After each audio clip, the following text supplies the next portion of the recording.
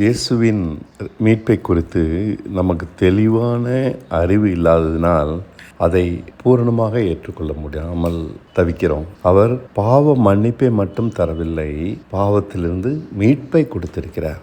அதை இன்னும் விளக்கமாக சொன்னால், நம்மை பரிசுத்தமாக்குவதும் அவரே, நீதிமானாக்குவதும் அவரே. இந்த 2 பகுதியையும் நாம் இழந்து விட்டோம், கவனிக்கவில்லை. இதனால் அவர் நமக்கு கொடுத்த மீட்பு செயல்படவில்லை, மறுபடியும் பாவியாகவே இருக்கிறோம். நம்மை பட்டாம்பூச்சியாக மாற்றிவிட்டார். ஆனால் பட்டாம்பூச்சியாக பறக்காமல், தேனை குடித்து வாழாமல், புழுவைப் போலவே பூமியிலேயே ஒட்டி கொண்டு தான் இருக்கிறோம். எப்படி வாழ்வது, என்ன செய்வது, நாளை பற்றி, பணத்துக்கு என்ன செய்வது, பணத்தாசை நிறைந்தவர்களாக மாறி பலவித இச்சைகளும் குரோதங்களும் துரோகங்களும் நிறைந்தவர்களாகத்தான் வாழ்ந்து கொண்டிருக்கிறோம். புழு. பட்டாம்பூச்சி அப்படி அல்ல, அது முழுமையாக மாறுபட்ட புதிதான மனுஷன், தேவ சாயலிலே உருவாக்கப்பட்ட புதிதான மனுஷன். அந்த தன்மை நமக்கு கிடைக்கவில்லை.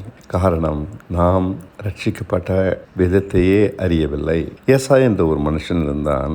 அவன் தனக்கு ஆபிரகாம் சொத்து வேண்டும் என்று ஆசைப்பட்டான். அவன் அந்த இடத்தை பிடித்து கொண்டான். அவனுடைய தம்பி யாக்கோபு ஓடி போனான். ஆனாலும் அவனுடைய திறமையினாலே வாழ முடியும், எனக்கு எதுக்கு இந்த இடம் என்று சொல்லி ஈசாக்கின் மூலமாக, தன் தகப்பன் மூலமாக பெற்றுக்கொண்ட இடத்தை விட்டுவிட்டு அதை அலட்சியம் பண்ணி தன் திறமையை நம்பி வாழ போய்விட்டான். பின்பு யாக்கோபு அந்த தேசத்தை பிடித்து கொண்டான். இது போலதான் நம்முடைய வாழ்க்கையும் இருக்கிறது. தேவனே என்னை நீதிமானாக்குகிறார் என்பதை நாம் அறியாமல் நம்மை நாமே பரிசுத்தப்படுத்திக் கொள்ளவும், நீதிமானாக நடக்கவும் முயற்சிக்கிறோம். அவருடைய மீட்பை நாம் சரிவர புரிந்து கொள்ளாததினாலே முழு உலகமும் இதனால் இருளில் இருக்கிறது. எல்லோருடைய பாவங்களையும் அவர் சுமந்து தீர்த்திருந்தும் இன்னும் பாவியாக இருக்கிறோம். எல்லோரையும் நீதிமானாக்கும்படிக்கு அவருடைய தீர்ப்பு வந்திருந்தும் அந்த தீர்ப்பை நாம் ஏற்றுக்கொள்ளாமல் பழைய மனுஷனாகவே வாழ்ந்து கொண்டிருக்கிறோம். இதுதான் சாபத்துக்கு காரணம். தேவன் நம்மை ரட்சிப்புக்காக நியமித்திருந்தார். ஆனால் நாமோ